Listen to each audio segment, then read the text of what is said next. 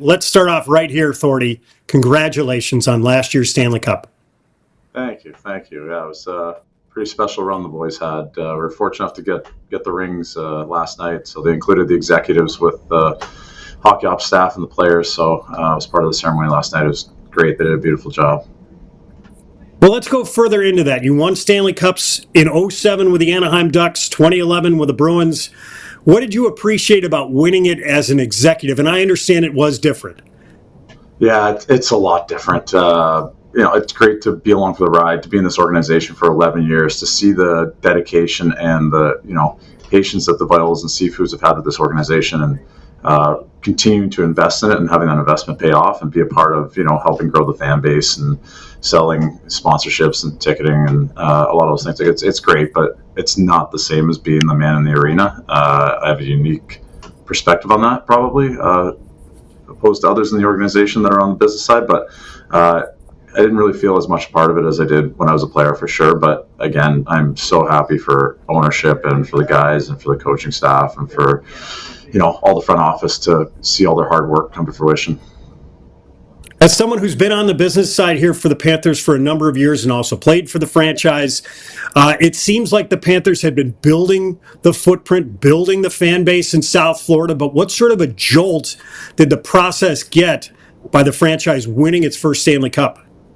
Yeah, I would say was for the last 10 years, the organization has really been building the fire. We've been growing the game at the grassroots level. We've been in the community. We've had a presence in the last 3-4 years, being consistent winners. And then obviously with the Stanley Cup last June, I would say we poured gasoline on the fire. It's exploded.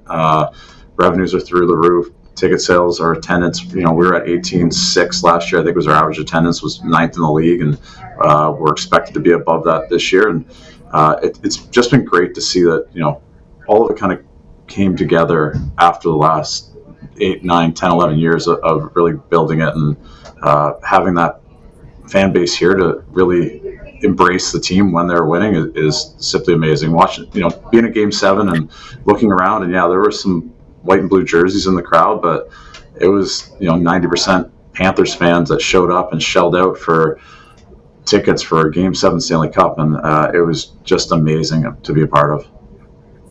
Can you give us a little perspective? So when you were playing with the Panthers and you first got to the Panthers after leaving the Bruins, just how far it's come from when you first landed in Florida to where it is now? Well, I mean, we've talked about it as an exec team as we're going through and trying to create what the vision of this franchise looks going forward. We had 5,000, I think 163 people were announced attendance my second game here. We were playing the Ottawa Senators on a Tuesday. Now it was a necessary evil.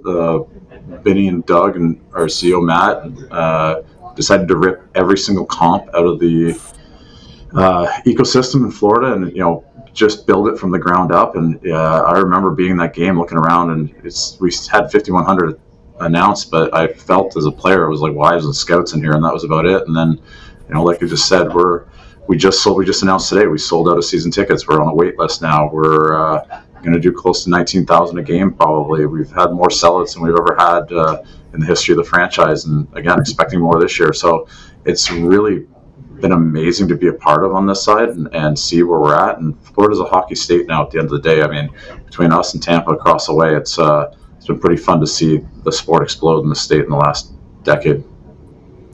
You played with Sasha Barkov when he was first breaking into the National Hockey League. What do you love about his game and the type of captain he's become? Yeah, I mean, he is the most unselfish individual that I've been around. You think, I'm not in there with him anymore, so his leadership style is probably completely different than, he was in his second or third year pro, and I was taking him to the Anchor Bar in Buffalo for wings because he's from the same town as too. I know they like chicken wings in Tampa. He told me last night he still didn't think they were that good, but his wings and his chicken is a lot better. But the way he plays the game, he could put up probably 100, 150 points a year if he was focused on offense, but he is so focused on doing whatever it takes to win while he's out there. He's probably the best defensive forward in the NHL, or he is the best defensive forward in the NHL, and I think the true test of players' greatness is how he makes the players around him better. And I think there's few guys in the league. He's one of them that whoever you put on his wings, they're instantly better players by playing with them. I've talked with countless Bruins guys who had a chance to play with you on that 2011 team. And one of the things that they talk about all the time is how much that you meant to the culture as soon as you got to the Bruins and then the team winning the Stanley Cup in 2011. I guess with that in mind, when you saw Billy Zito jump on as the general manager of the team, how did he really influence the culture and what we see now from the Panthers? Oh, I mean, he's had his fingerprints all over it, right? The way he has been able to look for character individuals while balancing the analytical side of it and finding some of these guys that are, I don't want to say diamonds in the rough, but maybe reclamation projects that have come in here and score 30, 40, 50 goals. It's been truly remarkable to witness. Now, I'm completely on the business side. I have absolutely nothing to do with the hockey side, so I'm not in there on the daily and seeing how he thinks about that and builds it. I'm kind of on the outside like everyone else, just looking in. But they're champions for a reason. It looks like the culture in that room, being around the guys a little bit that I am, they genuinely look like they and seem like they want to play for each other and are just good character individuals that can play the game.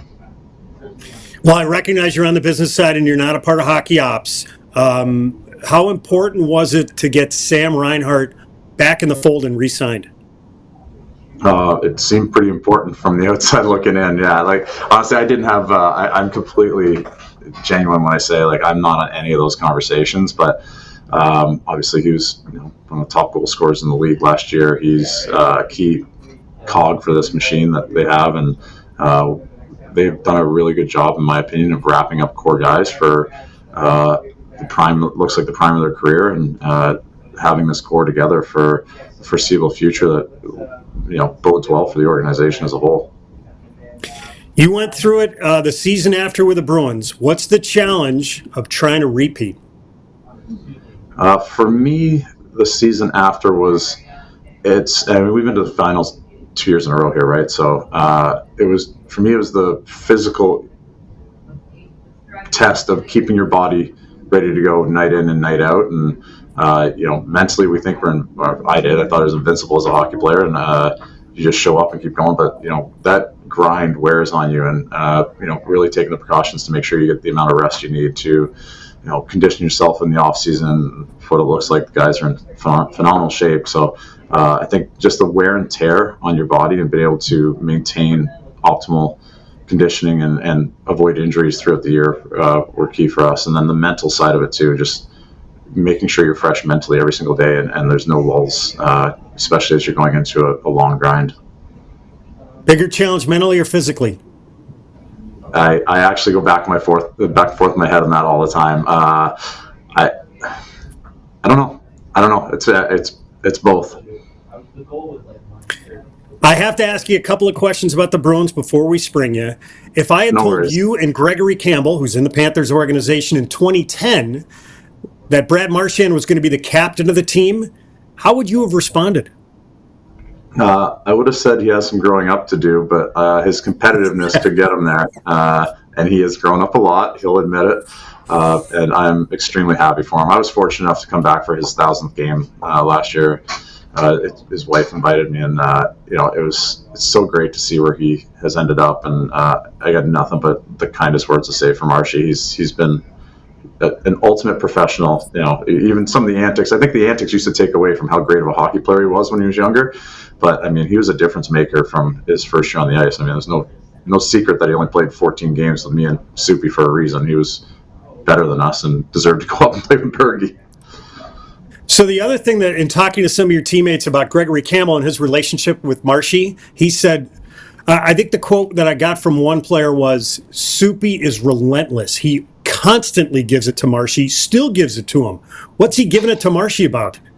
I don't know, actually. I haven't been around that part of it. Again, Soupy's on the hockey side. I saw him last night. It's probably the first time I've seen him in months. I think those two constantly banter, though. They always did. They sat beside each other in the locker room. They're pretty close. So I'm sure it's a back and forth, not just Soupy giving it to him. I'm sure Marshy's giving it back just as hard. So I know you tell stories in the past about your Stanley Cups and some of the bouts you had. You were one of the best technical fighters of all time in the National Hockey League. But I want you to walk us through your penalty shot goal in 2012.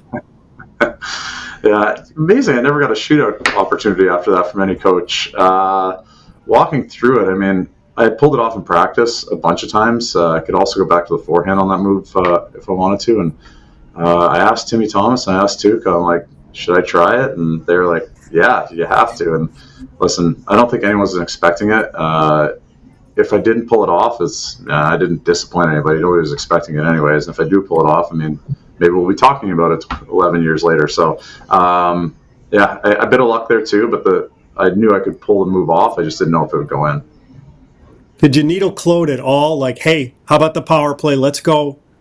Not the power play, but when we got to shootouts, I'm like, you've seen it in practice. You've seen it in a penalty shot. Like, really, you're getting the sixth defenseman to go before me? I'm not that bad. I just proved it. But anyways, I get to retire 1 for 1, so I'll take the win.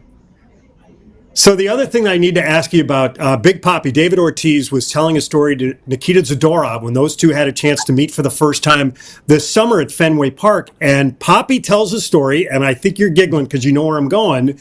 He said that you left him tickets to a game, and you told him that the minute he walks in, I'm dropping the gloves with someone. Break down the story.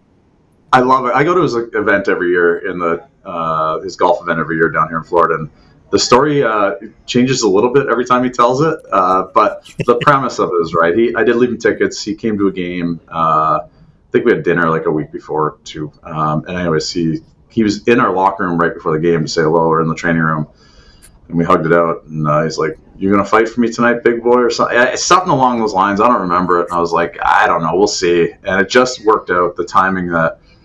We were down 2-0, I think. He just got to his seats, and I squared off with kid Tim Jackman right in front of him, like the minute he sat down. So he's convinced. I've told him it's not wasn't orchestrated, but he's convinced I did this for him.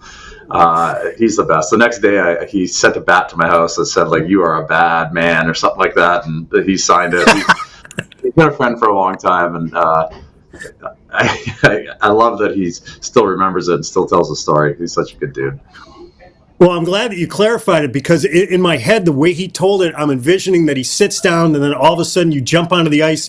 And I was going to ask, like, who was the unsuspecting character who had to face you for that?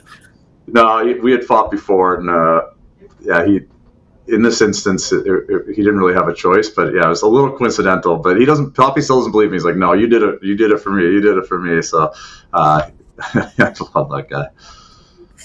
See, it doesn't, you can't let truth get in the way of a good story. Right. Thorny, thanks for taking the time and being so generous with your time here today. Good luck this season, and we look forward to seeing you here down the road. Thank you. Good talking to you.